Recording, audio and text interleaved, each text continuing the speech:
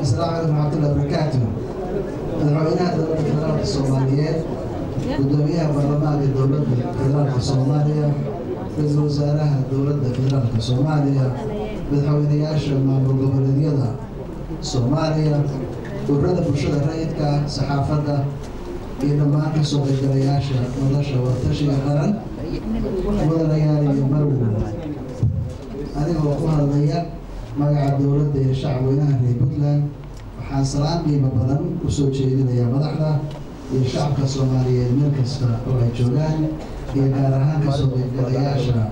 nolosha wadatashiga qaran waxaan u mahadcelinayaa madaxweynaha dowladda Jubbaland mudane Axmed Maxamed Islaam dowladdiisa iyo shacabka reer Jubbaland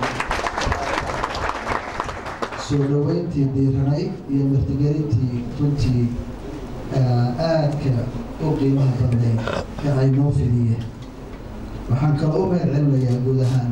beesha caalamka iyo gaar ahaan saaxiibada Soomaaliya ee taageerada joogtada ah la garab taagan ummadda Soomaaliyeed mudanayaal marweye muddadii uu socday wadatashiga qaran waxaa runtii la sameeyey horumar la taaban karo oo u baahan in la dhammaystiro waxaana u dambeeyey toddobadii qodob ee lagu heshiiyey madasha wadatashiga qaran ee lagu qabtay Muqdisho December 2015 kuwaasoo dhan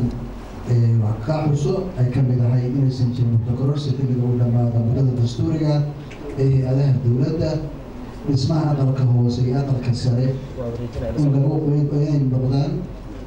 inay qayb ka noqdaan hannaanka doorasho ee sanadka 2016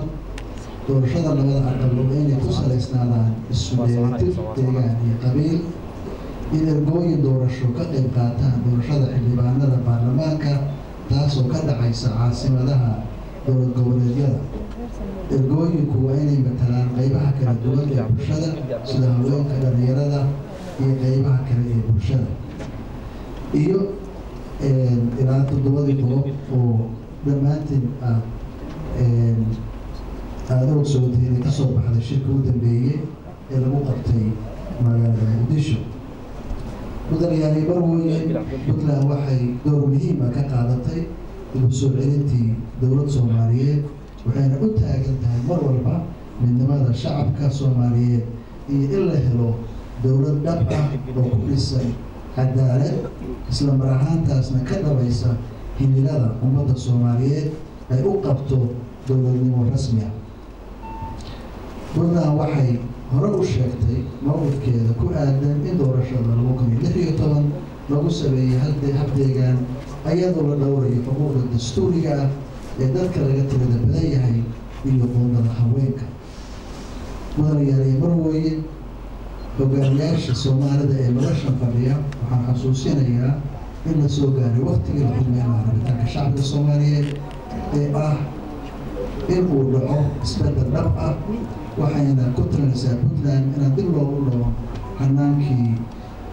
ummadda Soomaaliyeed hore usoo dilowday haddana Puntland diyaar bay u tahay wixii tanaasul ah oo keeni kara midnimo iyo wadajir Soomaaliyeed hogaamiyaasha iyo shacbiga Soomaaliyeed baa xusuusinaynaa burburkii iyo tacadiyadii faraha badnaa ee soo maray dalkeena iyo dadkeena waxaana lagama maarmaan ah inaan garowsanno in wadajirkeenna iyo mustaqbal wanaagsan aan ku gaari karno talo loo dhan yahay isla markaasna mar walba danta guud laga hormariyo danta shakhsiga si loo gaaro dowladnimo Soomaaliyeed oo dhab ah waa sida uu yiri walaalkeen Axmed Maxamed Islaam Axmed Madoobe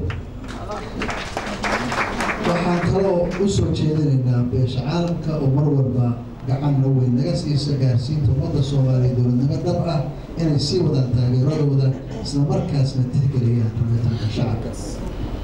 mudanayaal marweye Puntland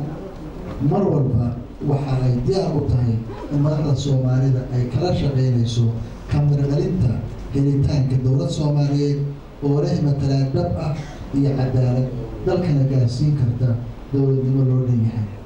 ugu dambeyntii waxaan shirka u rajaynayaa inuu guulaysto waxaana mar labaad u mahadcelinayaa dowladda Jubbaland iyo shacabkeeda iyo dhammaan dadkii aad loogu soo dhaweeyey magaalada Kismaayo هذه الجلسة.